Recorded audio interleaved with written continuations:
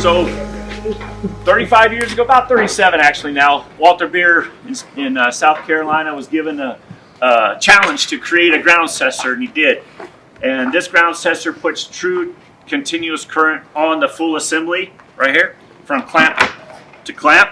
This is pretty cool. It's a pretty neat tool. It's very safe. And the safety and the quality he put in this is in all of our tools. So we're going to talk about this real quick.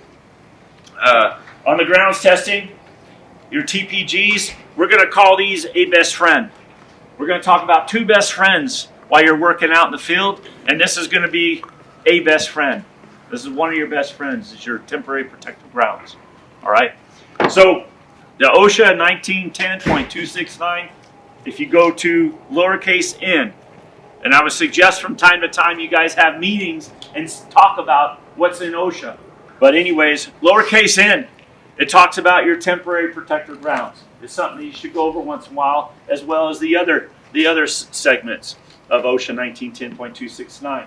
Lowercase n, and talking about your temporary protective ground says, if you go to number 4, lowercase I, it talks about how the ASTM F855 and how the IEEE 1048 are guidelines within the OSHA regs. So here's the IEEE, for example, talking about your TPGs. It talks about your TPGs as far as visual inspection. Prior to use, you're going to want to complete a visual inspection on your TPGs. You're going to look for a lack of these things. You don't want to see blackened copper if you can see your copper. You don't want to see any patinaed copper. You don't want to see any broken strands.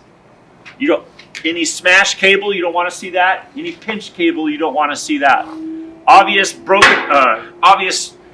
cracks on your clamps, or any oxidization, especially on your contact points. All right. Any obvious loose components, you don't want to see any of these things. Bubble jacket. I have seen everything, sometimes right off the line trucks too. Multiple infractions, but I've never seen the bubble jacket one.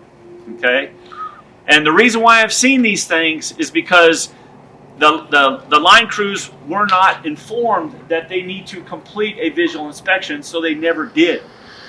And they pull them off the trucks, and I'm seeing everything. And some of these things are spooky. All right. The other thing you want to do is complete a mechanical inspection. You're going to grab a hold of your TPGs, and you're going to make sure that your clamps do not spin off your ferrules. Make sure that the cable right here that goes into your ferrules, make sure that the cable, those crimps, are nice and tight onto that clamp. They don't wiggle inside that ferrule. Make sure they're nice and tight. Make sure that you cannot spin, right? Okay, so do that inspection. Also speaks of electrical testing. The regs or the guidelines do not say how often. I don't understand that. I think it should be every 12 months. That's typical. What happens within a utility is every 12 months. I've heard of 24, which to me that's too long. 18. Some utilities were not inspecting electrically at all prior to me showing up. I give them a little education. They start testing. Okay, so we're going to do an electrical test. So what we're going to do here is, if you could see the meters, down here is a continuous current meter. It requires 165 amp for number 2 cable. We suggest a 1/0 or 2/0 because they're less flimsy. If they're flimsy, you could get broken strands over time easier. If they're stiffer, the strands don't tend to break as easy. And we're going to go ahead to about 165 amps on this bottom meter right here. And when we test, we want to test the cable when it's in parallel. All right, so we got a little over 165 amps, and we got a 0.22 voltage drop. The chart requires a 0.24 voltage drop or less, so this passes. The reason why we create a parallel, we're mimicking a parallel situation, is when you're using your TPGs out in the field, this is how you want to use them as well.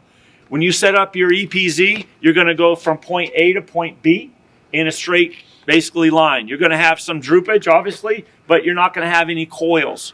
All right? Not going to have any coils. You're not going to have, if your TPGs are too long, they're too long. You're not going to create a coil, get some electrical tape, and let them hang on those conductors nice and pretty with a coil. If they're on your truck reel, if they're on your ground reel on your truck, you want to pull those TPGs all the way off your reel, and you want to lay them on the ground in a parallel configuration.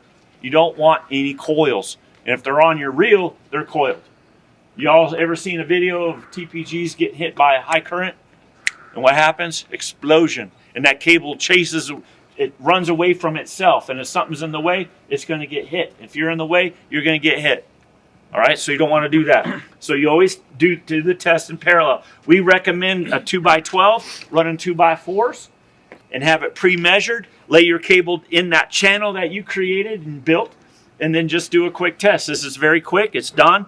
It passed. So then you're going to put a date stamp somewhere on your cable, somewhere that shows you when it was tested last. You could get skipped if you are on an outage or storm restoration. You could get skipped, and so verify that your date stamp is in compliance with your program. Okay, it's real simple. Now what we're going to do is we're going to create a coil here, which you don't want to have in the field. And what happens is, by creating a coil, that creates a magnetic field. Again, this is your reality, right? We're not talking theory. I'm going to go up to about 300 amps to that magnet. It's kind of exciting.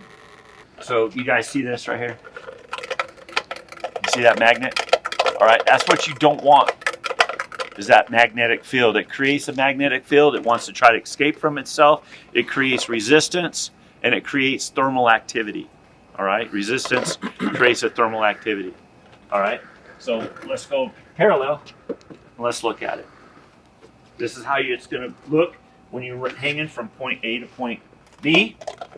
Right here, a little smooth, a lot smoother. Okay, so just remember that when you go home and you see your wife or your husband, make sure that you're not all coiled up.